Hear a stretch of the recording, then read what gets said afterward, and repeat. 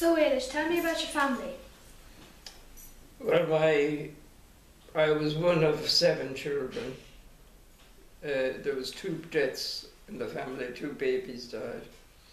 But I was one of 7 and I was the last of 7. My father worked until the 1930s in a building firm, and he lost his job during the Depression, which was the 1930s, and he was out of work, and he went to Colonel Charters, who was the local landlord, to see if there was any work available. And some people obviously didn't appreciate working for British, the British landlords. But he was a father with 7 children and he had to have a job. And he got a job there as a carpenter. And he worked there for the rest of his life. He worked until he was 76, I think, actually, in carpentry. And this involved, the Colonel owned most of the property in Cahir. So this involved maintaining the properties, windows, various things. My mother had enough to do really with 7 children, but she also was quite a good seamstress, and she wasn't a professional seamstress, but she would make children's clothes or blouses and various things for the country people around. When I was born, obviously, my sister was on the point of leaving home. She went nursing in England. And my brother, who was the second one, and they were my godmother and godfather as well, he actually went to work with my father to train as a carpenter. But my mother would save up from before Christmas to buy the essentials that were the food for Christmas. Then it was a custom in those days, actually, that where you dealt, they would give you maybe a barn brack or give you half a dozen oranges and a couple of apples and things. These were the Christmas presents you got. And each shop that you dealt with gave you a Christmas present of some description. What soldiers were stationed here in Cahir? Well, initially, while we were under British rule, there were always British soldiers, you see. And during the war there was fighting going on, as you've probably been told, up to 1916. And the British soldiers fought what they call now the old IRA. They were an army that was collected by the people to fight the British soldiers because they wanted them out. They wanted independence. And that went on until 1916 when the post office rising and Patrick Pearse, and you learned all that in your history. And then gradually, the barracks where the soldiers were, a lot of them were burnt down by the IRA, and a lot of them weren't there anymore, they were just ruins. But so there was very few of them used by the Irish soldiers, actually. And I suppose the War of Independence then was in 1922, and it was after that you really got the Irish army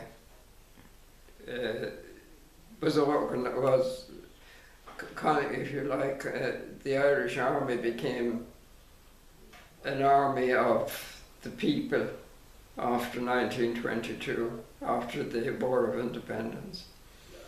And you had the Irish Army then. The Irish Army took over, in actual fact, from the British Army. But most of them were stationed in different barracks because a lot of the barracks were, the Clonmel barracks is still the old British barracks. But the barracks in Cahir was burnt down. And so they were stationed in, what did I say, Ellen? Mrs. Mitchell's. Mrs. Mitchell's, she had the house initially. And then the Irish Army took over and they were stationed there actually. Eventually, I think, there wasn't a whole lot of them in Cahir. Eventually it was closed down and they were all moved to Clonmel. And of course there recently, as you probably read in the Nationalist, the last of the Irish Army were moved from Clonmel. So that's closed down as well now, but that was an original British Army base and taken over by the Irish Army. Who were the Black and Tans? Well, the Black and Tans, in actual fact, weren't really the British Army. They were an army constructed to come to Ireland to keep the people under control. Because when the IRA started to get organised and get a bit more sophisticated in what they were doing, they were trying to oust the British Army. The Lord Lieutenant in Dublin decided that they needed a tough army to cope with the Irish. And so these Black and Tans were sent, and in actual fact, some people said they were the throwouts of prisons. I'm not sure about that, but a lot of them, you see, you had the Great War. The Second Great War was 1914, 1918. And a lot of these people, as you know, after wars, the people come back from the wars and they have no jobs. Men have no jobs. And the governments don't kill themselves trying to find jobs for them. And there was a lot of these people that came back from the wars. Mentally, they were really not right, a lot of them. And they were sent to Ireland to keep the people and the IRA under control. And because they were tough, really tough, I mean, your grandfathers would tell you, they had really no respect for either men or women or children. They caught, I remember my father saying at one stage, or my mother telling us, he was coming home for his lunch and he never came back, and it was a war. They were worried when they didn't come back. And of course she was terrified as to where he was or what's happened. And in actual fact, the Black and Tans had collected all the men that were passing, literally just passing on the street, put them all into the mill and locked the gates and kept them there, so that the people at home waiting for their husbands had no idea where they were. And these were the kind of things. My mother told us another story about when they lived not where they lived in latterly, but their first house where they lived when they were married. And my sister and our brother, they were only youngsters. And the shout came up the street, quick, quick, lock everybody in. There's a Black and Tan gone mad. And this Black and Tan was literally gone mad, and he was racing up the street, shouting, screaming, and all the rest of it. And my mother had just sent them up the stairs, locked the doors, pulled the curtains, and just waited to make sure that he could have broken in anywhere. But you see, they were the product of a very gruesome war, and a lot of them didn't even know what they were doing. Could you tell us another story about the Black and Tans? You can tell, the old people told a lot of stories, and some of them you weren't quite sure whether they were true or not, but this one is definitely true because it involved my sister's family and her husband's, the father. He married, he wasn't young when he married a bride who was quite young, and she'd had 2 boys and she was expecting another one, and it was a very bad winter, and there was a big raid on the military barracks in Cahir, and they'd take the IRA, the old IRA, they'd taken a lot of ammunition, and the British Army were on the warpath, so they implemented the Black and Tans to help them to raid all the houses out around there, the Kilcommon, as you say, out around there, and out around Clonmore. And when they got to their house, they went in, and they said there was ammunition stolen, they were looking for it. And John's father said, I'm not a politician, I don't involve myself in any of the politics that are, you know. But he said, you can search quite happily, but he said, my wife is ill upstairs.